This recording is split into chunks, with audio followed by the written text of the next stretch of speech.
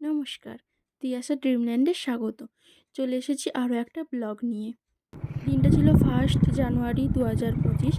সবাইকে জানাই happy new year. ভোর 3টের সময় উঠে স্নান করে রেডি হয়ে বেরিয়ে পড়েছি ফিস্ট করতে। চারিদিকটা কুয়াশায় ভর্তি, কিচ্ছু দেখা যাচ্ছে না। তারপরে আমি অন্য বাসে উঠে পড়েছিলাম, কারণ এখানে অনেকগুলো টুরিস্ট বাস দাঁড়িয়েছিল। তারপর মিমি গিয়ে আমাকে ডেকে নিয়ে এলো। তো আমরা এখন পৌঁছে গেছি। আমরা মোট 60 জন ছিলাম। জায়গাটার নাম হচ্ছে গড়মান্দার পর্যটন কেন্দ্র, ওই কামারপুকুর জয়রামবাটির ওই সাইডে।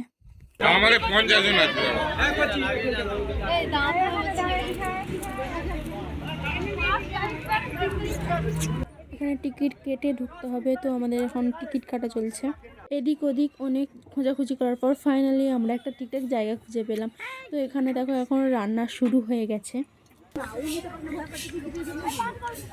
হাই কর।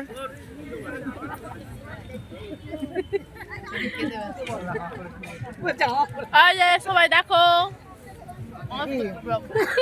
ফার্স্টে এসে আমরা মুড়ি খেতে বসে গেছিলাম। তারপর আমাদেরকে কষা মাংস দেওয়া হয়েছিল।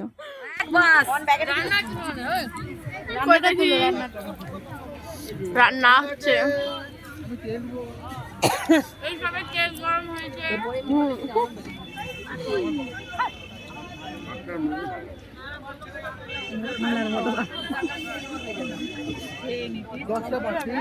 তারপর আমরা চারিদিকটা একটু ঘুরে ঘুরে দেখছিলাম।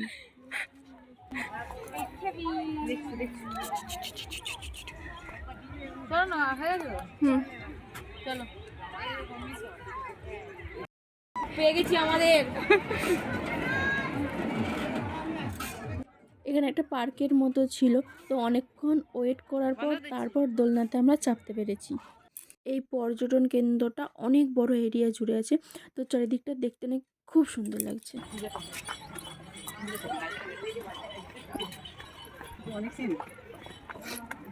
পাহাড়ে যারা ঠাকুরগুলো হয় এরকম কত চিনি তু সাফার মেরা তু। চারিদিকটা ঘুরে ঘুরে ফটো তুললাম, রিলস বানালাম, তাতেও মন ভরল না, মনে হচ্ছে না এখানেই রয়ে যায়, এত সুন্দর জায়গা। তারপর আমি আর মিমি গেছিলাম ফিরকি কিনতে। দেন কাকু এসে বললো চল তোদের আখের জুস খাওয়াবো। তো দোকানে গিয়ে কাকু দেখো নিজেই আখ ছাড়াতে শুরু করে দিয়েছে। তারপর আমরা সবাই খেতে বসে গেছি। তোকে দেখা যাচ্ছে।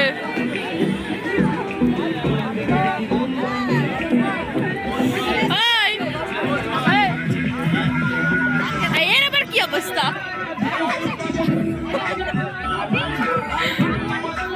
অঙ্কুশ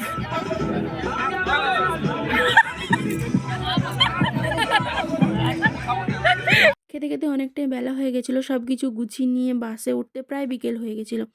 এরপর আমরা আবার জয়রামবাটি যাব। ফিরকিগুলো থেকে দেখো কেমন করে রেখেছি, কারণ ব্যাগের ভিতরে রাখলে মুড়া হয়ে যাবে, তাই এইভাবে আমরা বাসের সিটের মধ্যে গুঁজে দিয়েছি। আর হাওয়া লেগে দমে ঘুরছে। তো আমরা এখন জয়রামবাটিতে পৌঁছে গেছি। আমি ফার্স্ট টাইম এলাম, এর আগে কখনো আসিনি।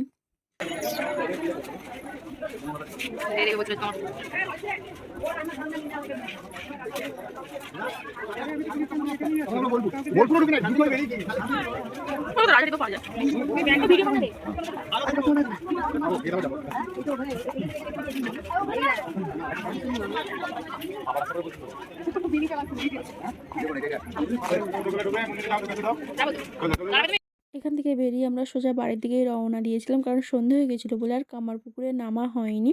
কারণ কিছু জন আছে তাদের অনেক দূরে দূরে বাড়ি, বাস স্ট্যান্ড থেকে অনেকটাই দূরে যেতে হবে, রাত হয়ে গেলে তারা আর যেতে পারবে না। আর এদিকে বাসের অবস্থাটা দেখো, জোরে জোরে গান চলছে, তাতেও আমি ঘুমিয়ে যাচ্ছি, কিচ্ছু জানি না। পরে উঠে দেখলাম এই অবস্থা।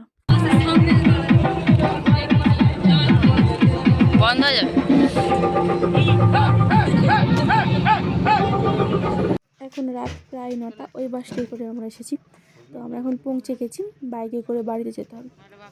আজকের মতো এখানেই। ব্লগটা কেমন লাগলো জানিও, আর বেশি বেশি করে লাইক করে দিও। টাটা।